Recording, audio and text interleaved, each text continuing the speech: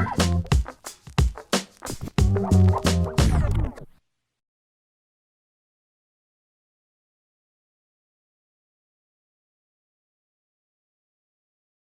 donc on a un système agricole et alimentaire qui s'est largement industrialisé, on va dire, au sortir de la Deuxième Guerre mondiale. Bon, c'était déjà le cas avant, mais encore plus au sortir de la Deuxième Guerre mondiale.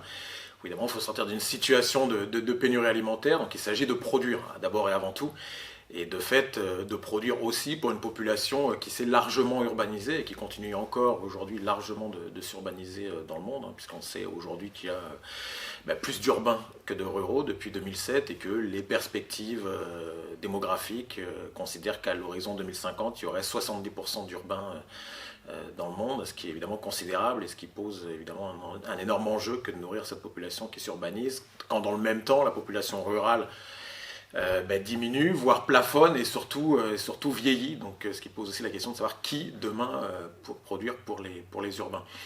Mais donc on a un système qui s'est effectivement industrialisé, qui s'est avéré extrêmement efficace, puisqu'aujourd'hui, globalement, en tout cas à l'échelle internationale, on peut considérer qu'il y a suffisamment d'alimentation pour tous. Après, tout le monde n'y a pas accès, mais en tout cas, on produit suffisamment. Et puis une alimentation qui est en l'occurrence à bas prix. Alors si elle est à bas prix, c'est aussi parce qu'on ne paye pas tous les dégâts collatéraux, j'allais dire, de ce système, puisqu'on sait aujourd'hui que voilà, il a atteint un certain nombre de limites, que ce soit environnementales, avec l'érosion de la biodiversité, une contribution au problème de changement climatique, l'érosion d'un certain nombre de ressources, les sols, l'eau, etc. Des problèmes de santé avec des maladies liées à la malnutrition, que ce soit par mal ou surnutrition. Voilà, un certain nombre de problèmes également socio-économiques, avec la disparition des agriculteurs, avec d'un point de vue économique une valeur ajoutée qui est clairement très mal répartie au sein de la chaîne alimentaire. Donc voilà, un certain nombre de problèmes qu'on connaît aujourd'hui. On ajoute l'idée qu'il y a un problème de distanciation. Un problème de distanciation entre le producteur, l'aliment qu'il produit et le consommateur final. Et cette distanciation, elle est à la fois politique, c'est-à-dire c'est l'idée qu'aujourd'hui, les citoyens sont peu engagés dans le système alimentaire, que finalement il est gouverné d'abord et avant tout par des grandes multinationales, que cette distanciation elle est aussi géographique.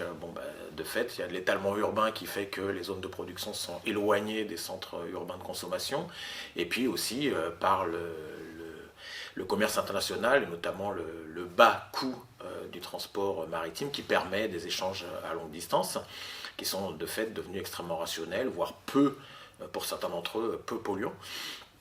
Il y a une distanciation aussi d'ordre cognitif, c'est-à-dire l'idée que finalement on ne sait plus vraiment qui a produit nos aliments, comment il a été transformé, et finalement ce qui génère éventuellement ce que Claude Fischler, un sociologue de l'alimentation, explique par l'angoisse du mangeur, l'idée qu'on ne sait plus vraiment ce qu'on mange.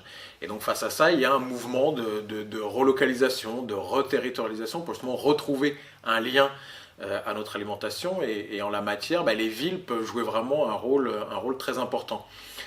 Pour plusieurs raisons, puisque les villes sont pleines de ressources d'abord, pour innover en matière d'alimentation. C'est des lieux de concentration de richesse, donc ça peut souvent servir quand il s'agit d'innover. C'est aussi des lieux de concentration de pouvoir, donc ça veut dire qu'on est aussi auprès d'instances décisionnaires. Des lieux de savoir, souvent des universités, donc ça peut être intéressant d'innover en lien avec la recherche.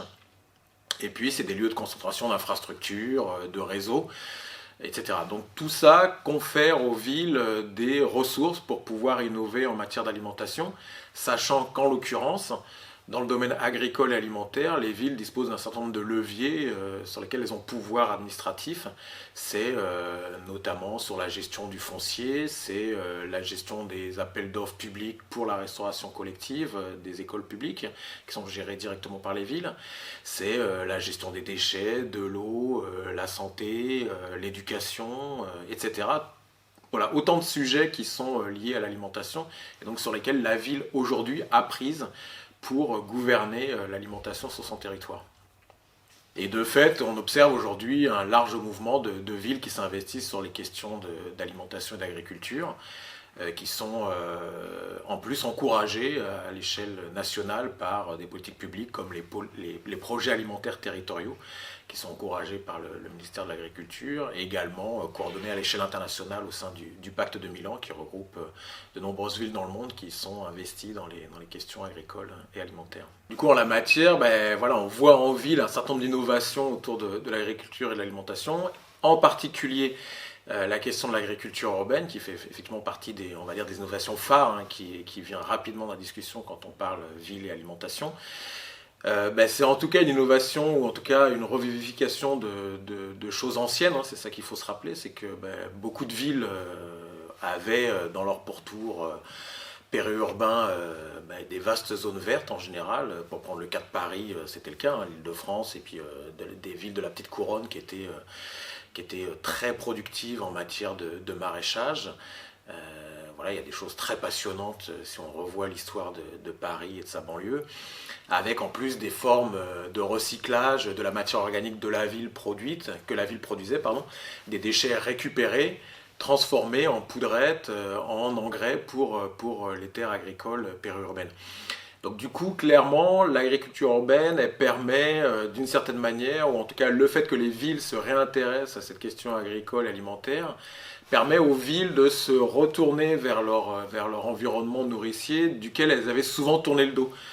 Bien souvent, on avait un peu oublié ce lien à l'alimentation, soit pour des raisons purement hygiénistes, l'idée de sortir un peu l'alimentation de la ville. C'est les Halles de Paris qu'on déménage à Rungis parce que c'est des rats, etc. C'est les abattoirs qu'on a sortis des villes parce que c'est une nuisance sonore et hygiénique d'avoir des animaux abattus en pleine ville. Donc du coup, de ce fait, l'agriculture urbaine permet aujourd'hui de renouer un petit peu ce lien perdu avec l'alimentation, de la rendre à nouveau visible. Donc elle a des vertus aussi d'éducation pour les plus jeunes, de lien social intergénérationnel, puisque souvent les anciens savent encore produire, savent encore pratiquer et puis peuvent transmettre à des plus jeunes. Voilà, donc l'agriculture urbaine a comme ça un certain nombre de vertus.